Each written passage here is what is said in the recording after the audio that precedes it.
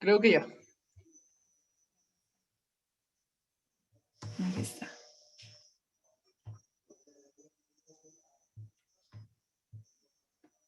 Ok, solo confírmame si están viendo bien, Sí, si se excelente. escuchan bien. Ok. Bueno, pues no, primero agradecerte a vos y a Flor de Tierra por la invitación y felicitarlos por esta iniciativa. Creo que ha acompañado las 8, bueno, las 7 que se han hecho previamente, han estado bien interesantes y espero que esta también pues sea de utilidad para todos y todas los que están viendo. Básicamente, o sea, cuando hablábamos de lo del tema, de qué podría hablar, pues justo la semana pasada había dado en este tema y esta es mi segunda charla en este tema apenas, pero me di cuenta de que pues a mí me hubiera sido muy útil cuando comencé a trabajar en estos temas que alguien viniera y me diera estos consejos o poder verlo en algún video de YouTube o cualquier cosa, porque realmente uno cuando se tiene el reto de formular un proyecto sabe que hay bastantes requisitos que cumplir y es bien difícil saber si lo estoy haciendo bien o no. Rara vez recibimos retroalimentación cuando se envían las propuestas, sino que simplemente pues nos dicen fue aceptada, fue rechazada. Entonces, creo que todo el conocimiento que podamos tener las personas que hemos trabajado en esto, pues es útil compartirlo, ¿verdad? Porque indirectamente, aunque no trabajemos en estas áreas de proyectos, pues siempre se nos dan las ocasiones de tener ya sean proyectos personales a través de emprendimientos sociales o trabajo que tengamos que hacer, no solo en si se trabaja en gobierno o en ONG, sino que también en empresa privada. Entonces, básicamente la idea es darles unos consejos y la estructura de cómo se manejan o cómo se redactan estos proyectos. Entonces, para empezar, pues, ¿qué entendemos por proyectos? Lo más importante, la palabra más importante y que hay que tener es pues, planificación. Consiste en un conjunto de actividades a realizar de manera articulada entre sí con el fin de producir determinados bienes o servicios que sean capaces de satisfacer necesidades o resolver problemas dentro de los límites de un presupuesto y de un periodo de tiempo dados. Resalté esto porque es bien importante y voy a estar haciendo bastante hincapié en por qué es tener en mente que tenemos presupuesto limitado y periodo de tiempo limitado, recursos limitados, es muy importante a la hora de planificar un proyecto, porque como dice ahí, pues los proyectos se crean para resolver a problemáticas. Y sobre todo cuando hablamos de cuestiones sociales, pues uno quiere resolver el mundo, pero sabemos que no se puede, que un proyecto no va a poder venir y resolver el hambre, pobreza, y cuestiones como cambio climático, no, o sea, es algo que va a aportar a algo puntual y tenemos que estar bien claros con los recursos que contamos, con el tiempo que contamos, para saber así qué es lo mejor que podemos proponer en base a eso. Entonces, normalmente un documento de proyecto contiene la finalidad, objetivos, quiénes van a ser los beneficiarios o participantes, qué productos o actividades se van a hacer, el cronograma de tiempo, pues, cuando se van a entregar cada uno de los productos, el presupuesto, los responsables para cada una de las tareas, estas últimas que voy a mencionar, que es estrategia de sostenibilidad y los enfoques en derechos humanos, género y medio ambiente, son cosas que anteriormente pues no eran tan solicitadas por parte de las organizaciones que financian un proyecto, pero hoy en día pues casi que todas te van a decir, bueno, cómo usted va a aplicar un enfoque de derechos humanos, de no dejar a nadie atrás, o cómo usted va a garantizar igualdad de género, o cómo usted va a garantizar de que el producto o servicio que está ofreciendo eh, no vaya a causar un impacto negativo al medio ambiente. Entonces es muy importante tener esas cosas en mente porque, claro, eso se puede rellenar de forma superficial, pero recordemos que las personas que revisan los proyectos normalmente son personas que se dedican a esas áreas, que son especialistas en esas áreas. Y si miran una respuesta superficial, pues simplemente, aunque todo tu otro proyecto, todo lo otro esté bien delimitado, actividades, el trabajo que ya tengas previo en campo te respalde, si no tienes fortaleza en eso o miran que no cumplís las expectativas que ellos tendrían para esas áreas, pues probablemente el proyecto sea rechazado. Entonces, los proyectos pueden ser productivos o privados con la finalidad de obtener lucro, normalmente en el área empresarial. Pueden ser proyectos públicos o sociales que busquen hacer un impacto social en distintas escalas, proyectos comunitarios de mejoramiento de aspectos puntuales de una comunidad determinada, y se pueden dividir en directos. O sea, cuando nosotros vemos cuestiones tangibles como el proyecto para llevar un sistema de acceso de agua potable a cierta comunidad o construcción de carreteras, hospitales y demás, y indirectos que ya trabajan temáticas como prevención de violencia o prevención de migración, que uno no dice, ah, mira, esto es prevención de violencia o esto es prevención de migración, sino que se hacen actividades como, por ejemplo, eh, si uno identifica que en ciertas zonas donde no hay suficiente alumbrado público o ciertas estructuras donde puedan haber gente que permita que las zonas no estén tan solas para evitar de esta manera de que hayan asaltos o cualquier tipo de acoso a ciertas de esas áreas, es una forma de prevenir violencia. Se hace la cuestión directa o el proyecto directo sería, por ejemplo, eso del alumbrado público, pero el indirecto que se está consiguiendo, pues es la prevención de violencia. Y normalmente hay algo que se llama el ciclo PHBA, que es planear, hacer, verificar, actuar. Esto viene de la ingeniería industrial y mucho, o sea, uno normalmente va a ver dentro de la elaboración de los proyectos que quienes coordinan y quienes elaboran son ingenieros industriales normalmente, porque pues a ellos o se tiene la concepción de que ellos manejan más estas temáticas y hay muchas metodologías que vienen de la ingeniería. Esta es una y lo más importante de esta, podría decir yo, es que no hay que verlo como pasos, sino que son cosas que se están haciendo constantemente. Entonces, constantemente, pues uno define los métodos para cumplirte. Definir las metas, pues normalmente sí es algo que se hace solo al principio, pero después los métodos pueden cambiar y todo cambia a partir de la parte de verificación. O sea, uno tiene que estar evaluando constantemente y eso, pues, la periodicidad se puede hacer en base a qué tanto dure tu proyecto, de si estás cumpliendo o no tus objetivos, porque al final te van a medir aparte de eso. La posibilidad de que puedas acceder a más fondos va a salir a partir de qué tan eficaz, eficiente fue tu proyecto, o sea, cómo conseguiste cumplir las metas que definiste. Entonces, el primer paso que hay a la hora de hacer proyectos es el diagnóstico, es identificar el problema y caracterizarlo con la finalidad de identificar la solución que tiene el mayor impacto. Esto es creo que la parte más, bueno, es que todas las partes son importantes, pero para mí esto sería la más importante, porque si uno no identifica bien el problema, todo lo demás va a estar, mm, puede ser que no mal hecho, pero no va a ser tan eficaz. Puede ser que te vayas por el lado que no era y al final no logres causar un verdadero impacto, que es lo que se quiere hacer tanto con proyectos como con emprendimientos sociales. Entonces, por ejemplo, hoy en la mañana estuve en una conferencia de migración y cambio climático. ¿Verdad? Y ahorita, pues con todo esto del cambio climático, con lo que pasó con ETA y IOTA, ya la gente empezó a hablar de que la gente está mirando por cambio climático. Y ok, es muy bueno porque legalmente pues no existe dentro de la ley ni en las convenciones marco de las Naciones Unidas el término de migrantes climáticos o refugiados climáticos. Y sabemos que es una realidad.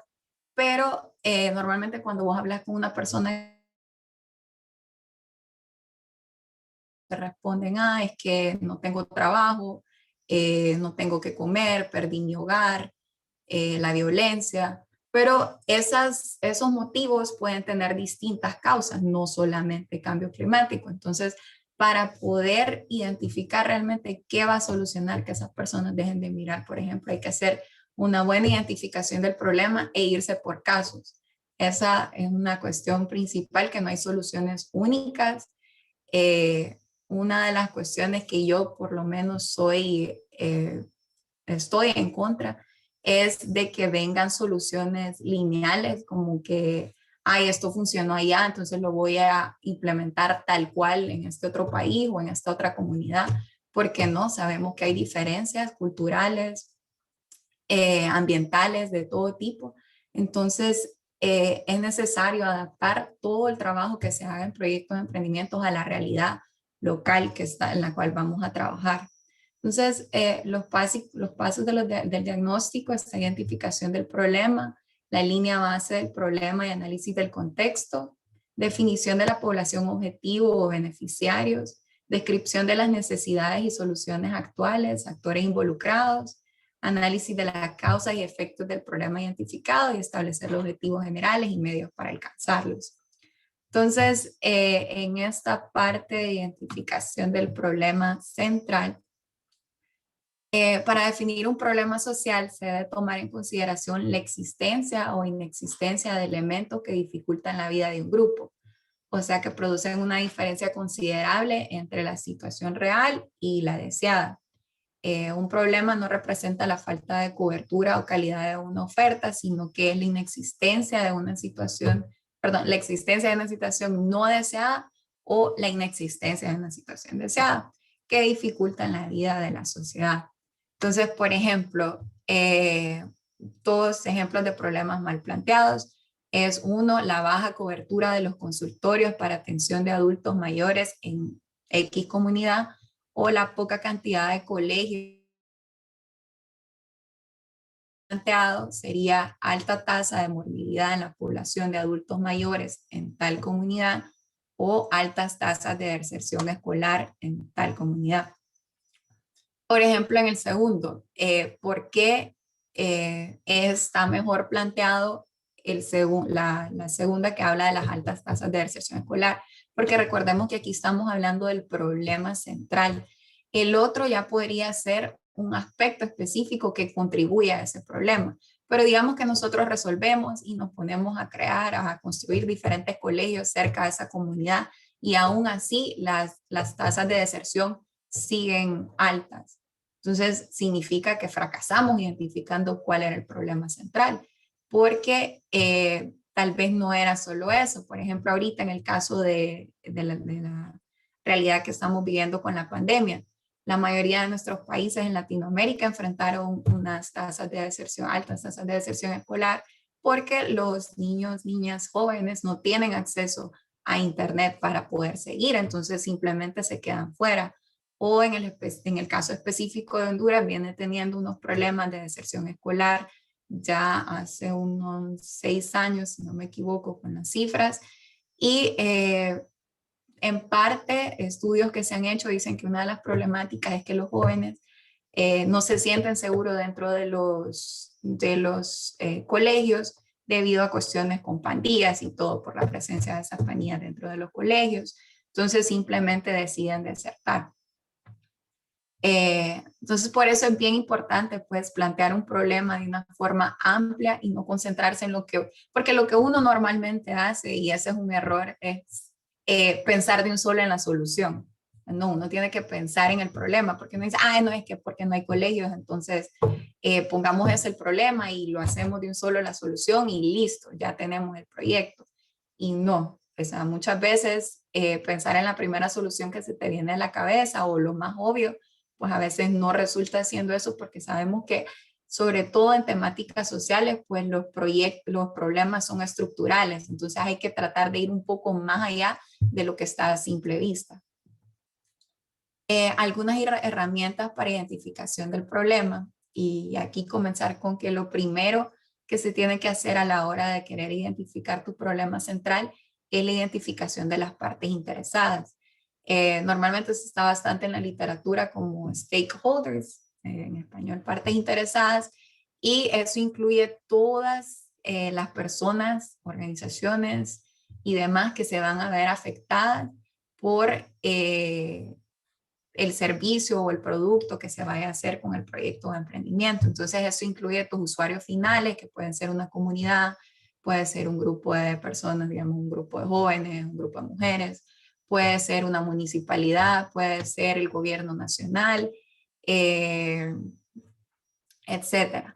También incluye la persona que está financiando el proyecto o quien está dando el capital semilla, por ejemplo, en el caso de emprendimientos sociales, normalmente muchos pues surgen a partir de financiamiento de capital semilla de estas mismas organizaciones que trabajan las partes sociales. Entonces es importante identificar por qué o cuál es la problemática que ellos están viendo. También se tienen que identificar digamos, si hay empresas privadas que estén influyendo o que se van a ver afectadas, entonces tomar las necesidades, expectativas, capacidades de cada uno, porque todo eso puede contribuir tanto al desarrollo del proyecto como a la sostenibilidad del mismo. O sea, de ahí mismo cuando uno hace esa identificación, uno tiene que identificar qué puedo sacar de ahí que me puede contribuir al proyecto, no solo qué puedo darles yo, sino qué me pueden dar ellos. Y eso me lleva al segundo punto, y es algo que sí me gustaría que o sea, se pudieran llevar de aquí. Los proyectos no deben de ser asistencialistas. Durante mucho tiempo se manejó de esa forma y eso hizo que para mí parecería, esa es una opinión bien personal, que muchos fondos no fueran usados de manera eficiente y que realmente no tuvieran nada de impacto y hace que, por eso es que muchas personas, tal vez estuvo un proyecto ahí y llega alguien más y dice, ay, pero miren, ya estuvieron aquí tanto tiempo, hicieron esto y al final no hizo nada.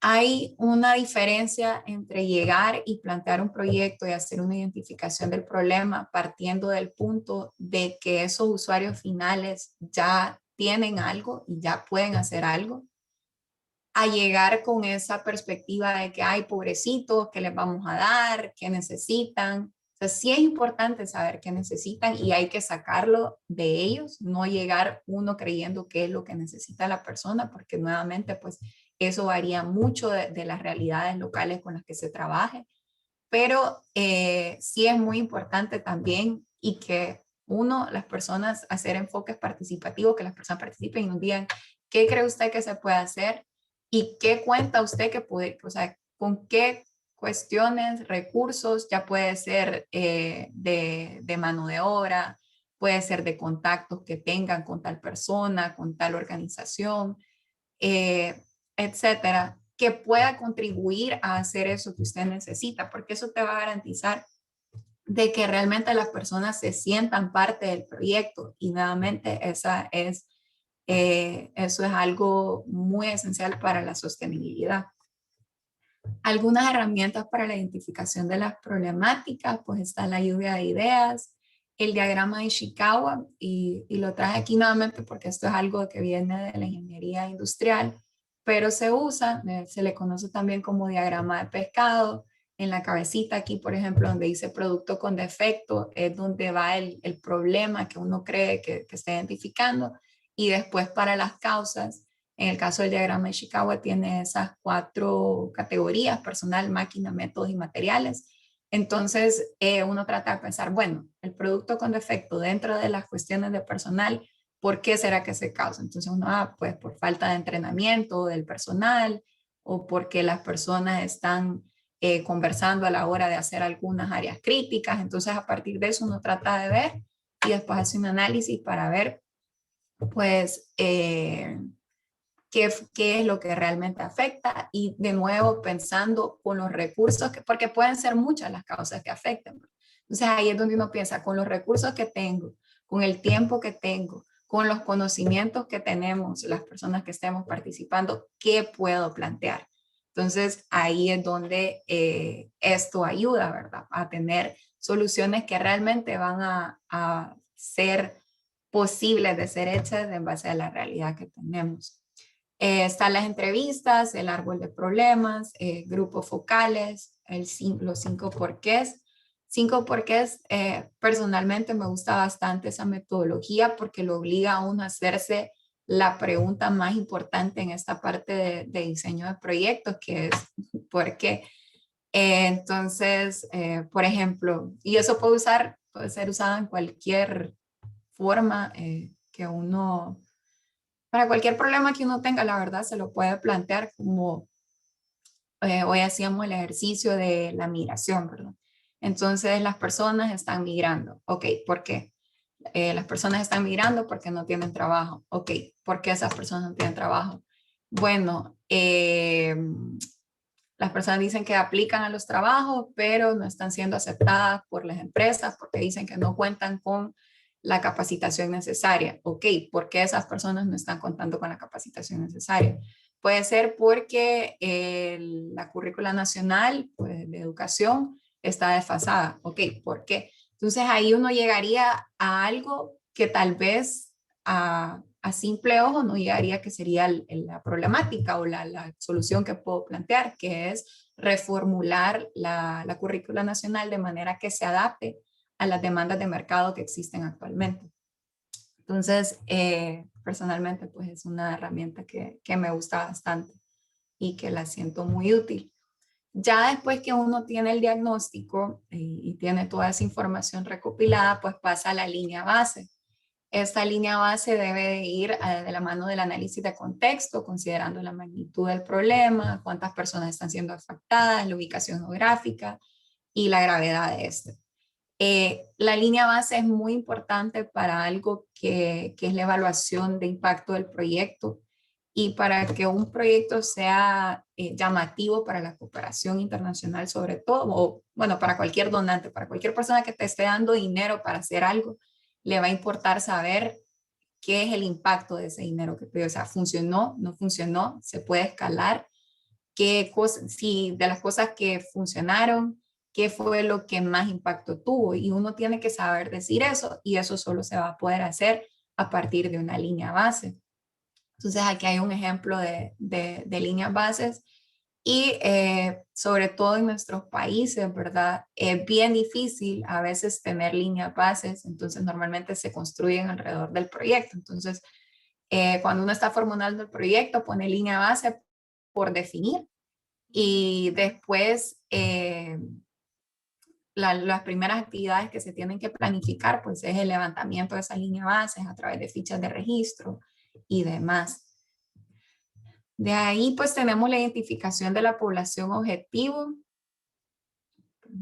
la identificación de la población objetivo, grupo de personas a quien va dirigida la entrega del producto o servicio, se identifican a partir del problema central. Esto de nuevo, ¿verdad? Porque sabemos, ya cuando ya fue difícil identificar el problema central, sabemos que muchas personas se pueden ver afectadas por eso, pero de nuevo tenemos pocos recursos, entonces hay que tratar de realmente focalizar a qué población vamos a atender con los recursos que tenemos y cómo esas personas que vamos a atender van a tener un impacto en las demás personas, ¿verdad? La idea es que todo sea con un efecto de cascada. Entonces, toda la población objetivo se tiene que desagregar para llegar a esa población objetivo a través de la ubicación geográfica, la edad, sexo, etnia, nivel socioeconómico, entre otras variables que se pueden considerar. Y pues a partir de esto se crea el primer indicador de impacto de un proyecto, que es la cobertura que tuvo, y pues la fórmula para sacarlo es la población atendida entre la población objetivo por 100 y pues así uno se delimita eh, pues una idea de cuál va a ser el alcance del proyecto en cuanto a números de personas atendidas, ¿verdad? Pero esto no se puede hacer si no se tiene ni el problema central ni la línea base, porque si no uno pues va a estar tirando números a lo loco. Como les mencionaba, pues nuestros países es bien difícil información sobre ciertos temas. Yo recuerdo que una vez estaba trabajando en un proyecto era para trata de personas, para disminuir trata de personas en la región de fronteriza de Honduras con Guatemala y El Salvador.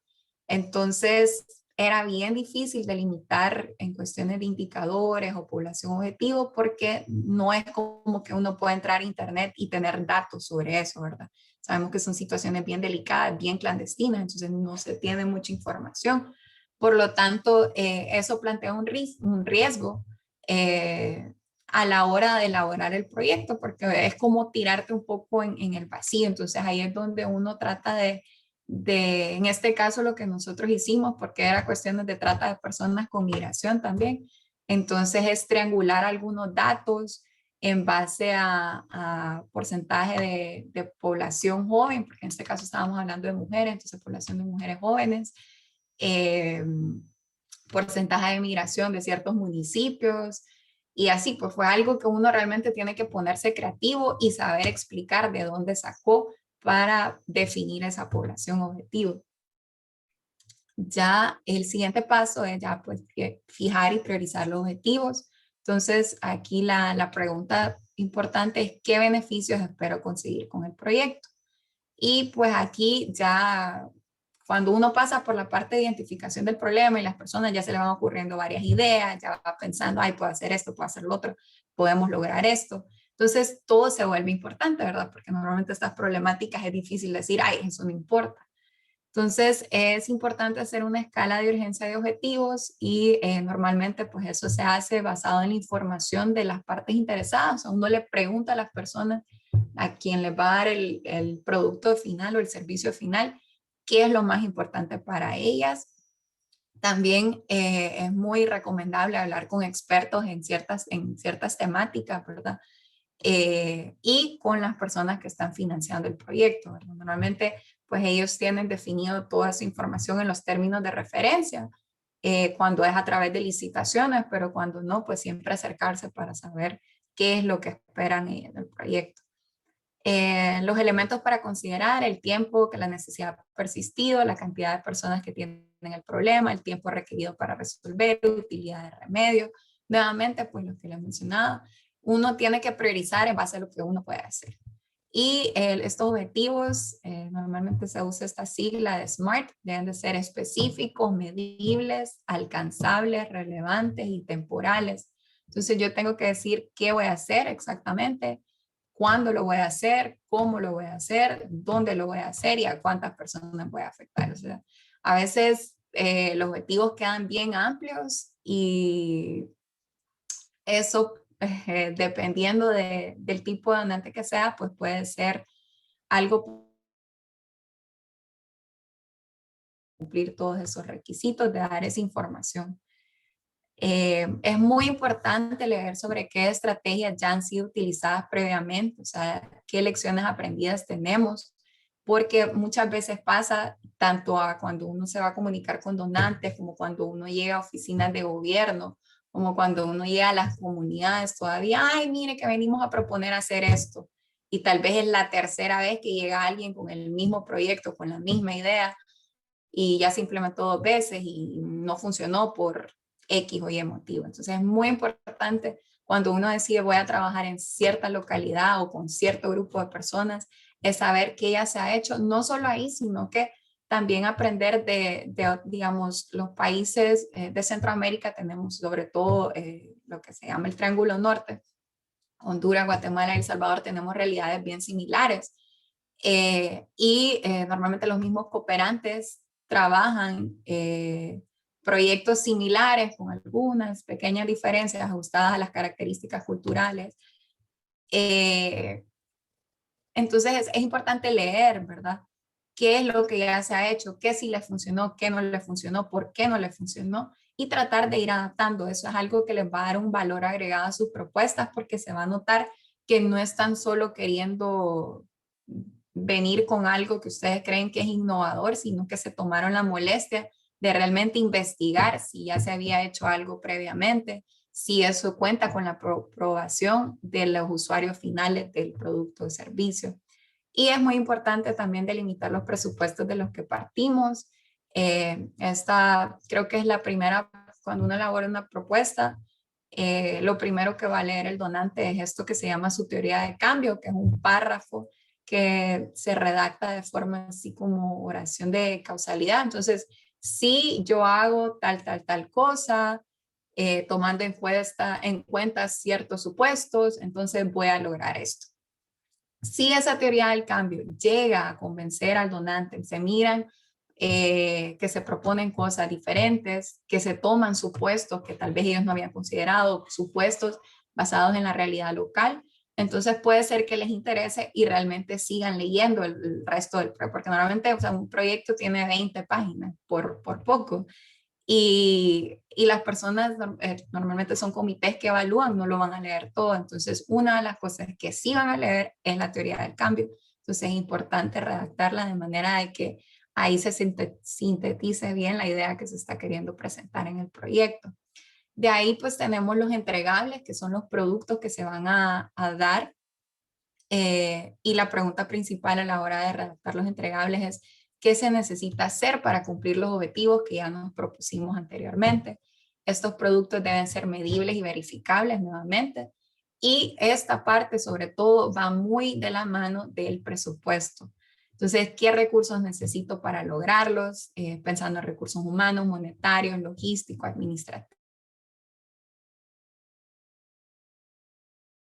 Son aquellas cosas de tu proyecto que sí o sí las tenés que hacer porque si no te paran todo el resto de las actividades, ¿verdad? Entonces, eso es conocido como las rutas críticas y uno sabe que esas rutas críticas hay que, sobre todo la persona que está coordinando el proyecto, tiene que tenerlas,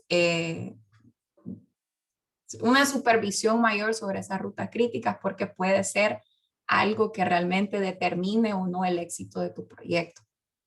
Y otra cosa que es muy importante a la hora de hacer los entregables es tener claro el alcance del proyecto. Recordamos que el alcance del proyecto está vinculado con el problema y los objetivos. Entonces, a veces cuando uno comenzó identificando el problema y ya está en los entregables, ya ha pasado un cierto lapso de tiempo, ya han pasado muchas ideas y a uno tal vez se le olvida cuál era el objetivo principal, o sea, qué es lo que yo quiero realmente lograr y empieza a poner cosas que realmente que no y después, sobre todo la persona que está redactando el proyecto, porque estas cosas normalmente se acostumbran a hacer en grupo, ¿no? No es que una sola persona es especialista y va a ser el único que lo va a hacer. Normalmente siempre se buscan insumos de tanto las partes interesadas como personas que van a trabajar en el proyecto o que son especialistas en la temática. Entonces, es muy importante saber cuál es el alcance para yo poder delimitar qué es lo que sí, qué es lo que no puedo hacer y es una forma también de curarse en salud, por así decir, porque si uno no tiene el alcance, o sea, no tiene claro el alcance del proyecto y pone más cosas de lo que era el alcance del proyecto, pues obviamente nadie le va a decir, ay, no, quite, ponga menos. No, el donante feliz de que usted se esté pasando de lo que realmente era el alcance, la comunidad también, el gobierno, empresa privada, todos van a estar felices de que esté dando más de lo que debería con los recursos que están estipulados y con el alcance que se había estipulado. Pero eso puede hacer con que al final las cosas que sí se tenían que hacer no se hagan por priorizar otras cosas y pues pueden ser problemas que podrían ser bien evitables teniendo bien claro el alcance del proyecto. Entonces, aquí yo recuerdo, tuve un jefe que una vez me dijo que yo parecía Alicia con el gato porque no tenía claro el alcance del proyecto. Entonces me dijo, o sea, si usted no tiene claro qué es lo que quiere lograr, no importa lo que haga. Entonces, siempre se me quedó en la mente esa frase porque es muy cierto. Y esta es la herramienta más importante, creería yo, de cuando se elaboran los proyectos. El marco lógico básicamente ya es la extensión de su teoría de cambio. Entonces, cuando el donante lee su teoría de cambio y le interesa, se va a pasar de un solo al marco lógico. Y el marco lógico pues tiene los objetivos, indicadores, medios de verificación y supuestos para el fin, que es el objetivo general, el propósito, que son los objetivos específicos, los resultados y las actividades que se planteen. Entonces, normalmente el marco lógico se lee de abajo para arriba. Entonces, si yo hago tal actividad, voy a tener tal resultado, logrando tal objetivo y contribuyendo a mi objetivo general.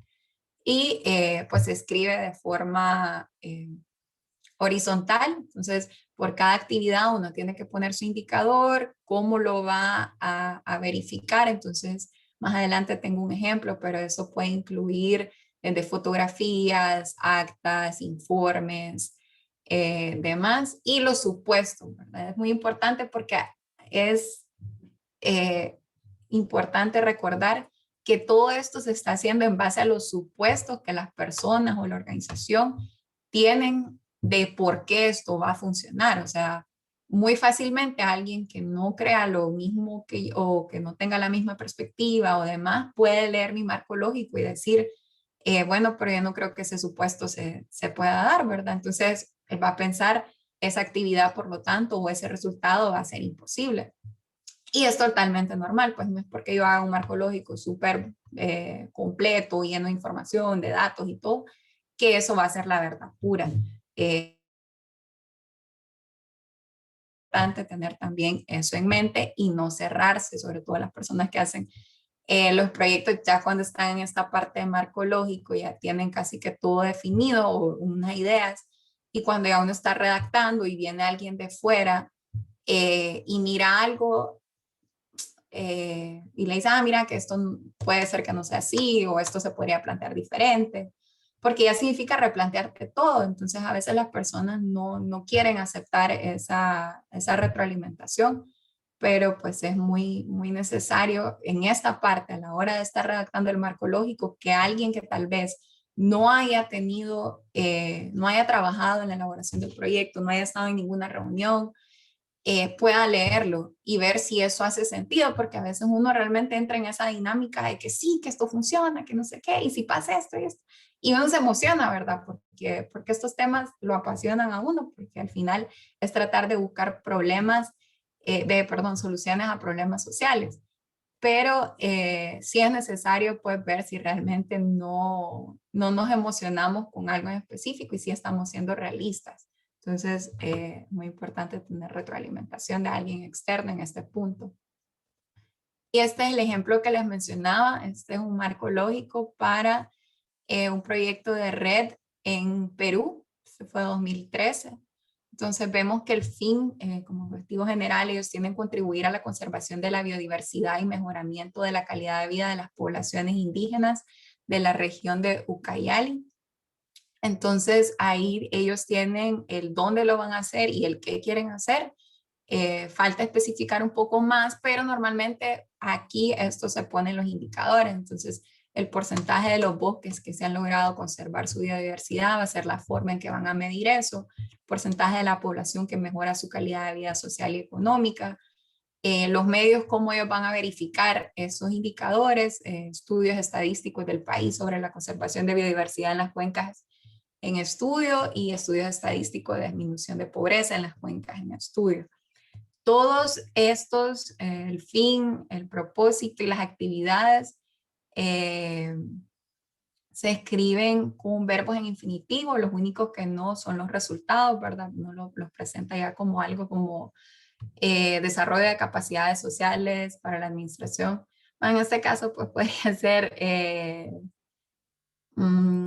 autoridades con capacidades desarrolladas en tal tema. Así se debería de redactar los resultados para poder diferenciarlos, sobre todo de lo que es actividades.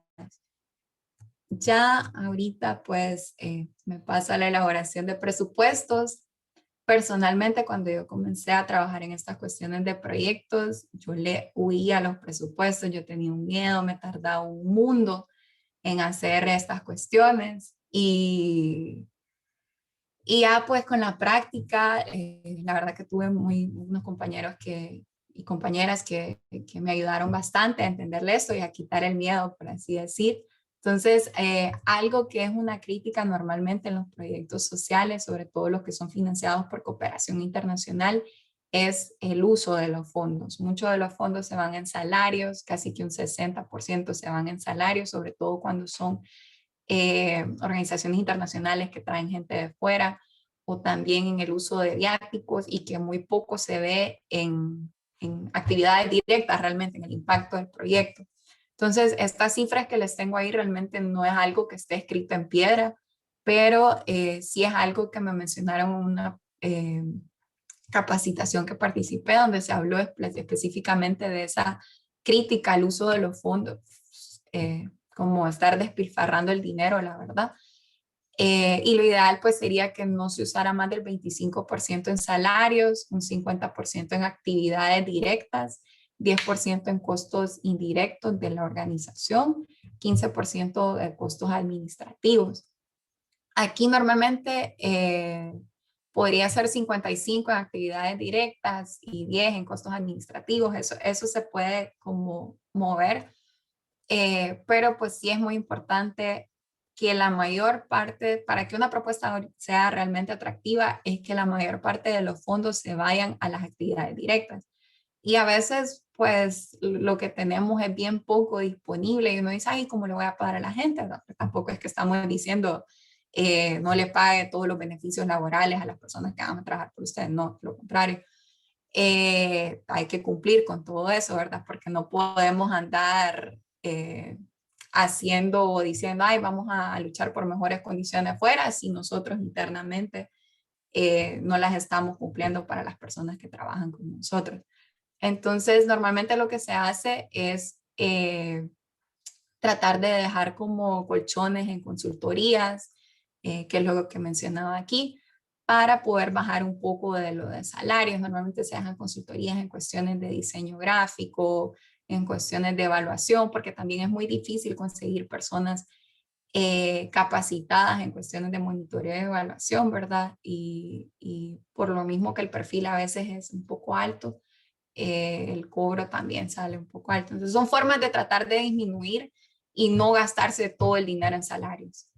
Sí es importante incluir costos de monitoreo de evaluación en la parte de actividades directas. Eso le da una fuerza a la propuesta porque el donante pues espera ver un impacto y que el impacto no sea solo uno diciéndole, ay, mire que esto funcionó, sino que hayan estudios que respalden el que sí funcionó. Normalmente se permiten hacer movimientos de 10% entre líneas presupuestarias, entonces uno siempre tiene que tener eso en mente a la hora de redactar los presupuestos. Y algo que me sirvió bastante y que me ahorró bastante tiempo y que le recomendaría a las personas que se dediquen a hacer esto es manejar tablas de costos fijos. Normalmente, pues una organización que ya tiene un tiempo o si viene siendo alguien que viene comenzando, tratar de abocarse a alguien que, digamos, es un emprendimiento social y sabe que alguien tiene algo parecido, tratar de hablar no para copiar, sino de una forma de cooperación, de saber cuestiones de costos en cuanto a gastos en servicios públicos, alquileres, foros, capacitaciones, porque de ahí uno solo hace los cálculos en base a las personas y realmente pues eso ahorra cualquier cantidad de tiempo porque este presupuesto es igual que el resto de la propuesta técnica, pues es un documento que está en constante cambio. Entonces, si uno cambia un objetivo, una actividad, un resultado, va a cambiar aquí, ¿verdad? Entonces, lo mejor es tratar de manejar las cosas bien sistematizadas para facilitar ese trabajo. Y pues, por último, algunos dijeron lastimosamente hace poco, me hubiera gustado también oírla al principio cuando comenzaba a trabajar en esta parte social, pero es diga lo que haga y haga lo que diga. Eh, Esto viene de la idea, ¿verdad? Cuando uno está haciendo todo el levantamiento de la información, se pueden generar falsas expectativas en las personas. Y recordemos que en cuestiones sociales, pues eso es un tema muy delicado. O sea, uno no puede decirle a la persona, ay, sí, yo le voy a resolver esto y voy a dar el ejemplo. Antes de venir a Costa Rica, pues estuve trabajando en un proyecto de respuesta humanitaria después del ETA y OTA en Honduras. Entonces, pues por las imágenes, quienes las pudieron ver, fue un desastre, muchas personas perdieron sus casas, todo estaban en la calle. Entonces, parte del proyecto que nosotros teníamos era restauración de viviendas, reconexión a aguas negras, agua potable, y ayuda para recuperar ciertas cuestiones de estas personas. Entonces, yo no podía llegar a una comunidad que hubieran 100 familias, por ejemplo, y decir tal vez que ayudar a todas, o sea, eso les estaba mintiendo a las personas, estaba creando una falsa expectativa. Y normalmente uno cuando va a trabajar en las comunidades siempre se aboca a ciertos líderes que le ayudan a uno a tener la información. Entonces cuando uno llega y dice ciertas cosas que no va a cumplir, la persona que fue su enlace en la comunidad o con la institución o con quien sea que vaya a trabajar. Entonces es bien importante dejar claro cuáles son los requisitos para poder acceder o en base a qué se van a dar ciertos productos o servicios, cuál es el alcance nuevamente de lo que pueden hacer. O sea, una vez se le parte el corazón y quiere decirle que sí, que yo le voy a ayudar, que le voy a, pero no se puede. Entonces hay que ser muy claros porque de ahí si no, el que queda mal es uno. Y también le causa un daño a la persona, ¿verdad? Porque se siente ya está en un momento de vulnerabilidad por sea cual sea la situación que esté pasando, y uno llegar prometiendo cosas que no va a cumplir, pues no sé, irrespetar la dignidad de esa persona. Eh, bueno, la mayor cercanía con población objetivo, mejor interpretación e identificación del problema, entonces, acercamiento con personas que sepan de la temática dentro de la comunidad. Por esa parte, yo también soy un poco contraria a que venga gente de fuera a elaborar propuestas, ¿verdad? Yo creo que en cada uno de nuestros países hay capacidad y nosotros podemos hacer esto y somos quienes conocemos las problemáticas y nuevamente tal vez ellos puedan conocer el tema de problemática, pero conocer las causas estructurales de ello y cómo funciona, pues creo que los nacionales somos los que sabemos y por eso pues debemos de acercarnos más e involucrarnos en este tipo de acciones. Siempre considerar las opiniones de los técnicos de campo. De aquí me refiero, o sea, de cualquier persona, ¿verdad? Sobre todo a la hora de hacer las actividades. Uno piensa, ay, se puede hacer esto, se puede hacer lo otro. Y, o sea, se puede emocionar y plantear un montón de cosas que suenan muy bien en papel, pero a la hora de la hora no se pueden dar en la práctica. Y quienes saben de eso son las personas que trabajan en día a día. Entonces, en esas áreas. Entonces, es muy importante hablar con técnicos, motoristas, con quien sea que esté en el día a día haciendo el trabajo de campo. Lo que mencionaba, las lecciones aprendidas de proyectos anteriores. Si ya hay estructuras previas, tangibles o intangibles, por tangibles me refiero a infraestructura, intangibles me refiero que hayan redes ya previamente creadas, grupos de jóvenes, de mujeres, metodologías que ya están siendo usadas, que hayan sido aplicadas por otras organizaciones. Entonces, tratar de usarlas en vez de crear nuevas. O sea, es una forma de trabajar con lo que ya existe y darle un mejor uso a los fondos y pues de empoderar nuevamente a las personas, que es lo que queremos hacer. O sea, la idea no es siempre estar haciendo proyectos sociales, la idea es que estas cosas se puedan gestionar por las mismas comunidades, que pueda haber un contacto directo y este trabajo pueda ser hecho por ellos, porque efectivamente pueden. Y el desarrollo sobre enfoques de derechos humanos, medio ambiente, género, innovación tecnológica. Esto sí, leer un poco más porque esto se trata de estrategia, en verdad. Siempre dicen, sobre todo en género, que ahorita es el que más se ha aplicado. Medio ambiente viene siendo más o menos aplicado. Y derechos humanos, pues las personas siempre ponen, vamos a respetar esto, a incluir tal y tal. Pero en género normalmente ponen, bueno, mi estrategia de inclusión de género es que si tengo 100 participantes como población objetivo, 50 van a ser mujeres. Ok, eso es como la punta del iceberg. Una estrategia o un enfoque de género sería de que si yo lo que voy a dar son capacitaciones y yo sé que las mujeres no pueden ir a las capacitaciones o no van porque tienen que cuidar la cuestión de las casas, porque tienen hijos y no pueden estar en las capacitaciones con los hijos. Entonces es, por ejemplo, implementar guarderías de manera de que las mujeres puedan dejar los hijos ahí en cuanto reciben las capacitaciones. Esa es una forma de pensar. Y la innovación tecnológica, creo que hasta antes del COVID, pues la gente ponía como capacitaciones en línea, como algo de innovación tecnológica, ¿verdad? Pero ahorita ya vemos que eso no, si lo pones, te van a decir, bueno, pero todo el mundo está haciendo eso, todos estamos haciendo eso. Entonces fue algo que nos cayó de golpe y abrió las opciones al uso de otras tecnologías, a tratar de pensar fuera de la caja. Antes uno no pensaba como, ay, ¿cómo puedo hacer este proyecto si no tengo a las personas cerca? Entonces, ahorita vemos que hay formas de hacerlo, claro, dependiendo, pues hay que ver que las personas puedan tener acceso a la virtualidad, pues una gran problemática, sobre todo en nuestros países, pero es una forma de obligarnos a pensar un poco fuera de la caja, pues creo que la virtualidad era algo que ya sabíamos que iba a llegar, pero nos llegó de golpe antes de lo esperado y tenemos que adaptarnos y tratar de buscar formas de usarla para nuestro bienestar.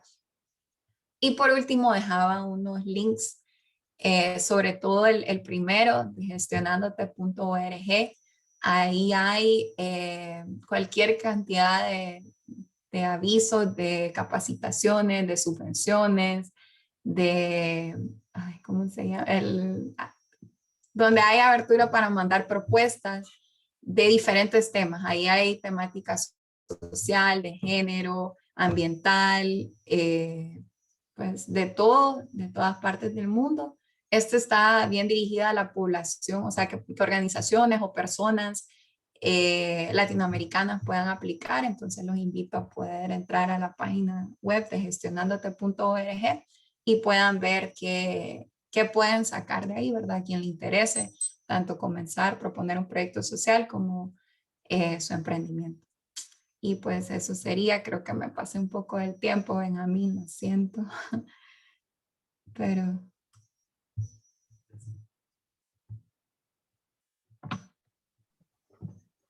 Bueno, muchas gracias, Noelia. El tiempo creo que fue justo. Igual el tema estaba bastante interesante. Fuimos aprendiendo varias cuestiones. Hay aquí algunos comentarios de Juan Luis Hernández, entonces los voy a leer para que puedas comentar sobre ellos. Juan Luis nos menciona que los índices de desarrollo humano de los países y la vulnerabilidad a los desastres naturales, según las estadísticas basadas en los últimos 20 años, juegan un importante rol para cuando se quiere buscar el financiamiento para proyectos. Se debe tomar en cuenta que la validez y veracidad de la información que se entrega en el documento juega un papel clave. Igualmente, no se puede jugar con la dignidad de las personas cuando se les venden proyectos. El apoyo debe ser una vía que ayude y modifique el estado de la vida de las comunidades beneficiarias. Y dice que excelente presentación. Y genera, bueno, una pregunta donde menciona que sería interesante ver por qué muchos proyectos fracasan.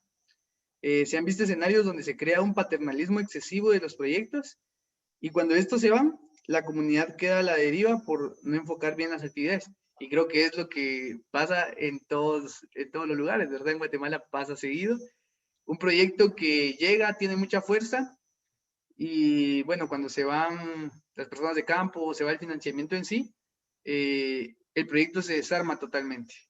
Entonces no logramos esa sostenibilidad, pero bueno, Juan Luis pregunta que cuáles podrían ser algunos de los factores por los que estos fracasan. Ok, muy buena pregunta y comentarios de Juan Luis. Pues hay factores internos y externos. Voy a comenzar con internos. Cuando hablo de internos me refiero dentro de cómo se propone, cómo se hace la propuesta o cómo trabaja una organización. Muchas veces, ¿verdad? Nosotros sabemos que los proyectos se miden a partir de la cantidad que ejecutan. Entonces, muchas organizaciones están interesadas en ejecutar, pero realmente las actividades que realizan no son sostenibles o no buscan crear ese empoderamiento, porque a ellos les conviene mejor que para seguir teniendo trabajo, para seguir diciendo, a estas personas todavía necesitan, voy a seguir solo dando un poquito, pero no querer soltar a la población, ¿verdad? Que eso es lo que a veces uno dice. Ok, ya pasaste 3 años con tal población haciendo capacitaciones, les compraste tales herramientas, ya viste que están haciendo ciertas capacidades, ¿por qué no lo soltás para ver si funcionan por sí solos, ¿verdad? Entonces, esas son cuestiones de impacto que se podrían hacer dentro de los años del proyecto, dependiendo de la duración. Otra cuestión que tiene que ver mucho con el proceso de diseño es pues cómo se plantea esa ruta de qué es lo que quiero lograr, ¿verdad? A veces uno se queda, y me ha pasado, estoy en la parte del marco lógico, estoy en la parte de los resultados, y yo digo, este resultado es muy ambicioso, no lo voy a lograr, o sea, no me voy a poner algo que yo solita me estoy poniendo la soga al cuello. Entonces, déjalo más bajo, deja algo más fácil que vos sepas que puedas cumplir, como personas, por ejemplo, yo puedo poner 500 personas capacitadas.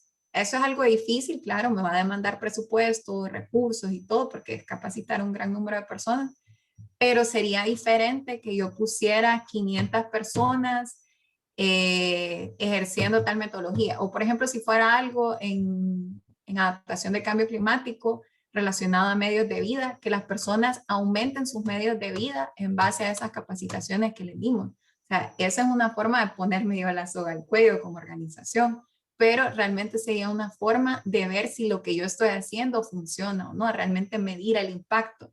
Porque otro problema es que, pues para medir impacto, que también lo mencionaba Luis, pues se necesita de tiempo. Y los proyectos rara vez duran mucho tiempo, normalmente 2, 3, 4, 5 años máximo. Entonces, ciertas cosas no las vas a ver en 5 años o tal vez las puedes ver, pero no se hacen las evaluaciones en ese momento, porque normalmente las evaluaciones se hacen ya una vez termina el proyecto.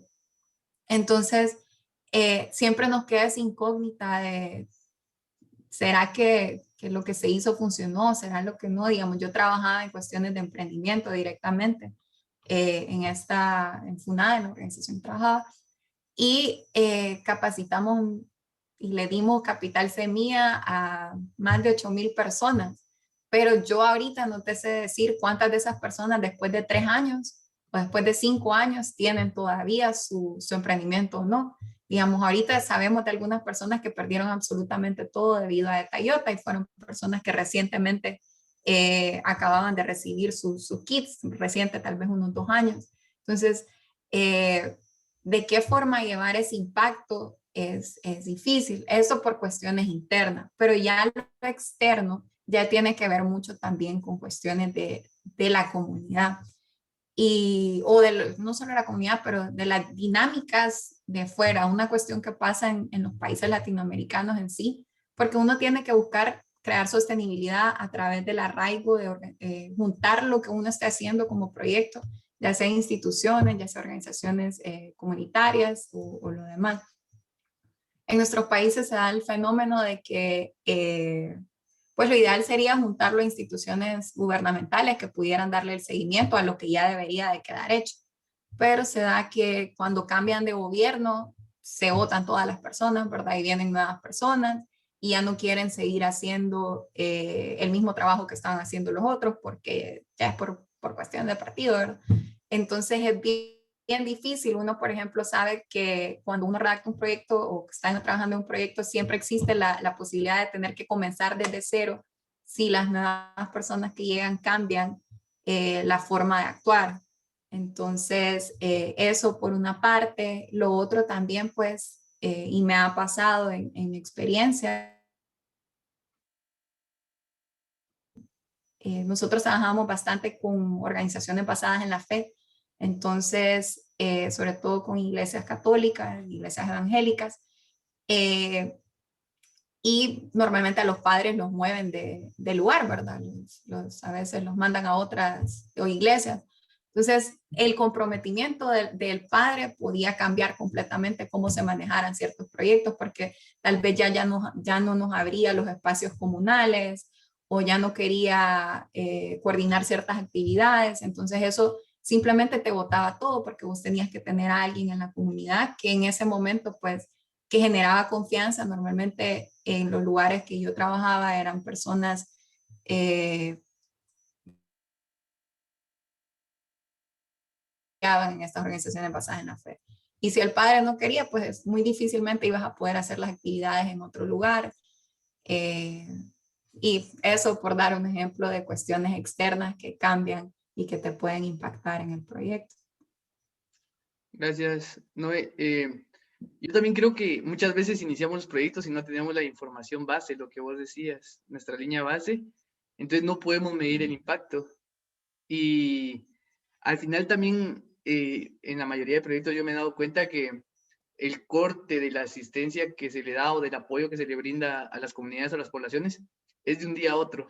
Está ahí todo el apoyo, se podría decir, y bueno, ya mañana se acabó todo y no hubo ni siquiera quizá un apoyo con lapsos mayores, o no sé, sino irlos dejando de a poco, ¿verdad? Y no es ya de un rato a otro, y eso también creo que afecta mucho.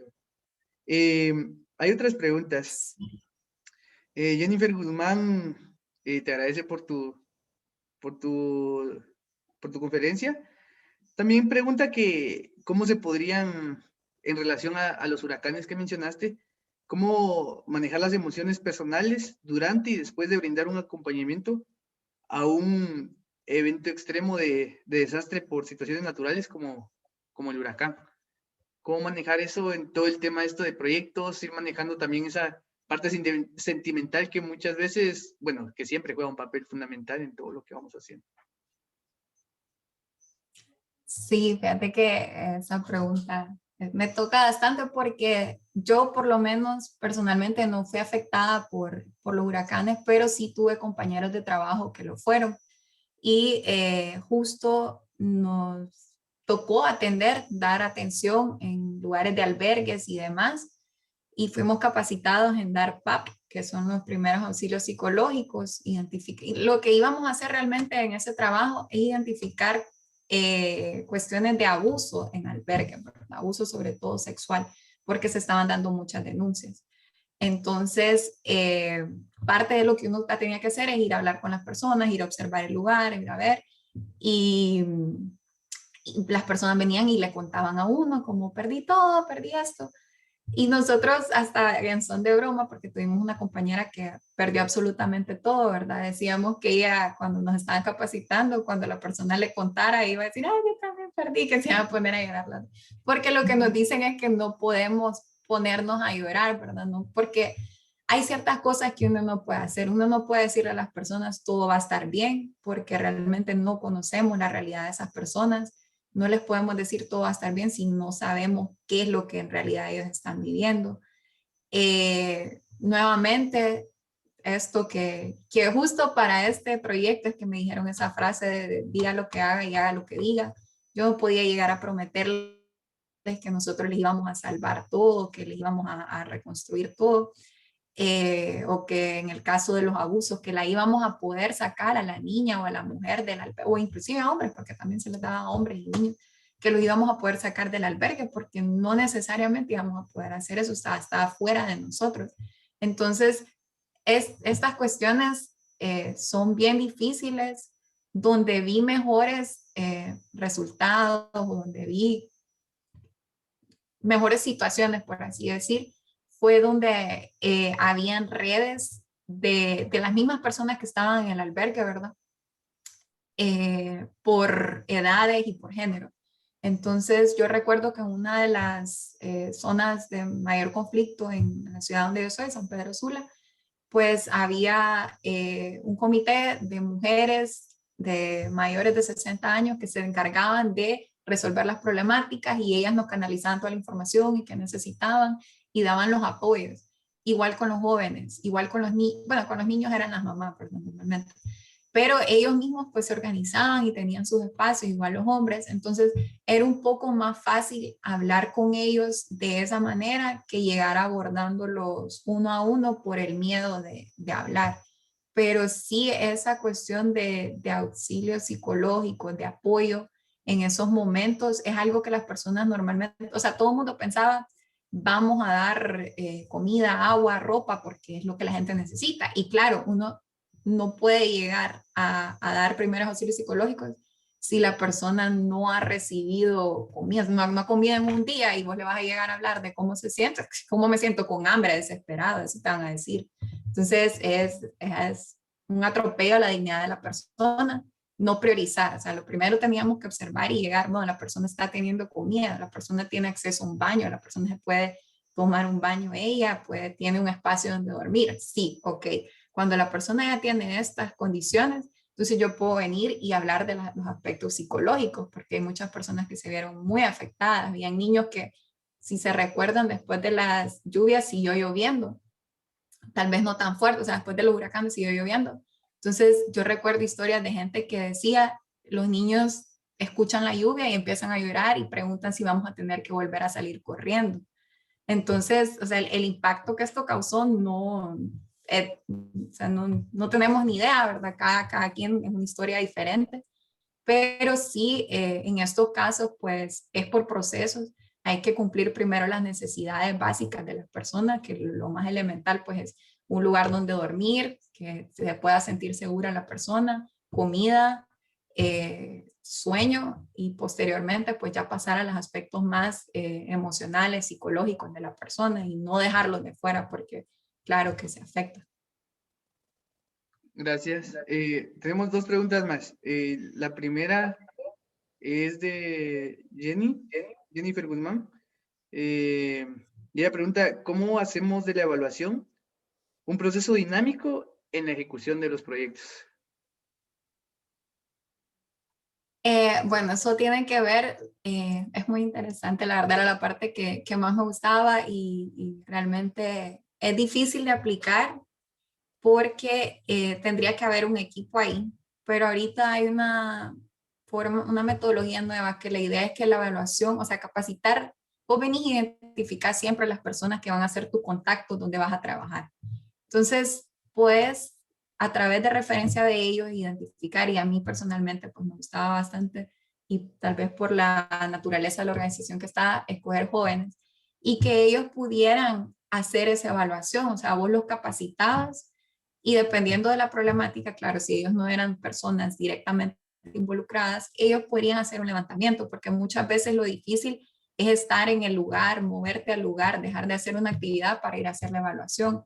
Pero hay cuestiones básicas y hay herramientas como, por ejemplo, Kobo Toolbox, que es es como un software que se usa normalmente para recolección de datos y es bien fácil, no necesita internet, lo puedes usar en un teléfono y te manda todos los datos a la nube. Entonces nosotros trabajábamos así para poder recibir, y redactaban las preguntas de las cosas puntuales que quería saber para ver, bueno, esto que estamos empleando está funcionando, eh, sí o no, a través del monitoreo comunitario. Entonces ahí vas recopilando datos y es una forma de poder ir recibiendo información, o sea, en el acto, y realmente ver, necesito cambiar esto. O sea, yo lo que recomendaría es poder estar recibiendo información y tal vez cada un mes, 15 días, estar cambiando o reevaluando tu estrategia para ver, estoy realmente logrando lo que quiero.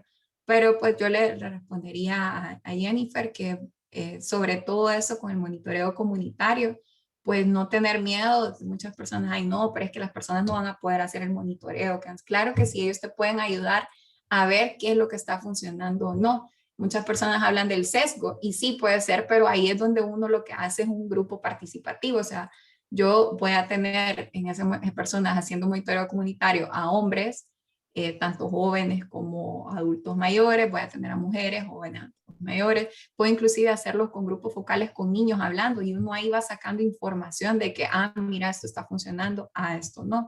Entonces son formas de no gastar mucho dinero, de involucrar a las personas y de tener retroalimentación de primera mano. Bueno, gracias. Y la última pregunta es de Andrea Barrientos.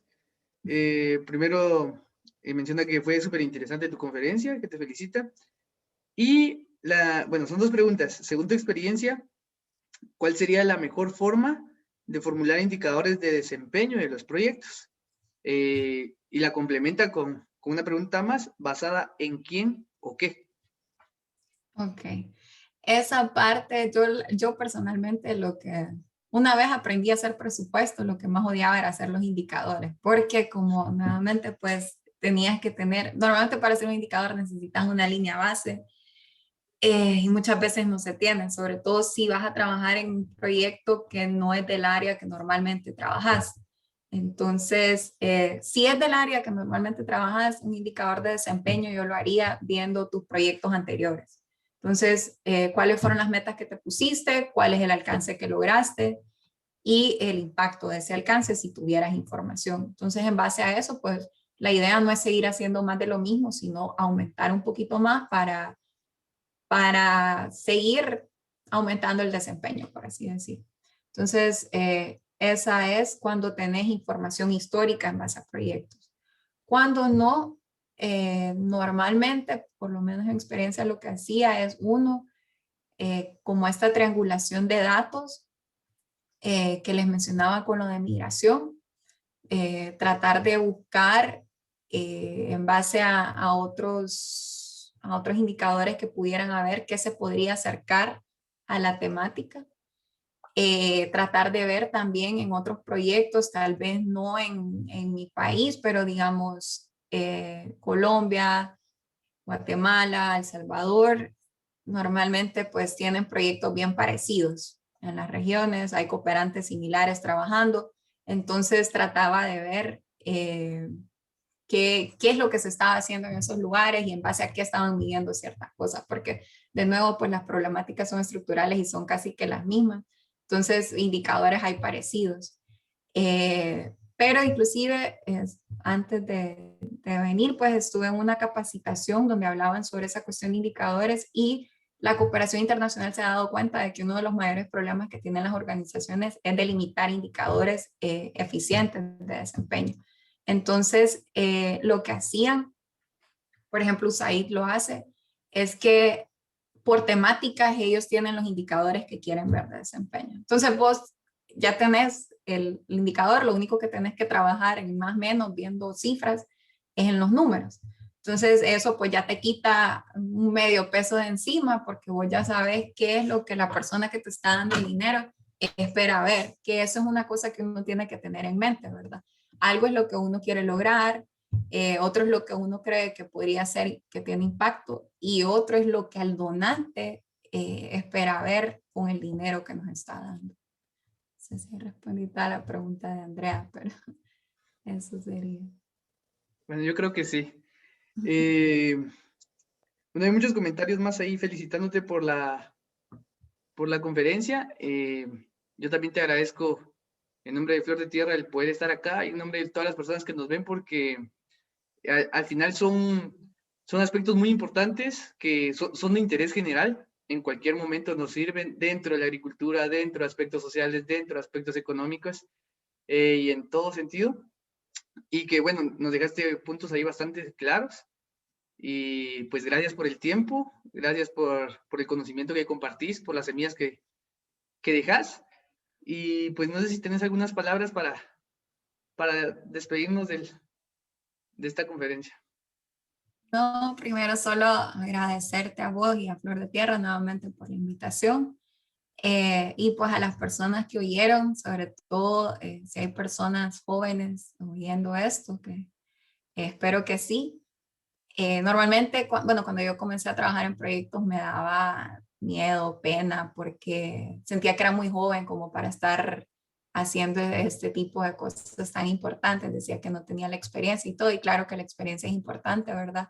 Pero siento que nosotros y nosotras venimos con otra forma de tratar, sabemos cómo hay, esto no está mal, esto no está funcionando, podemos meterle porque ya venimos un poco más conscientes de todas las cuestiones de género, de derechos humanos, de medio ambiente. Entonces podemos traer perspectivas nuevas, entonces no tener miedo de lanzarse cuando salga la oportunidad de trabajar en esto, pues hacerlo y no tener miedo de que, ay, esto suena muy loco, que no sé qué, que no sé cuánto. O sea, hay que tener un equilibrio entre ponerse la soga al cuello cuando uno escribe una propuesta y también tratar de innovar y hacer algo que esté fuera de la caja. Entonces, a no tener miedo a hacer eso también.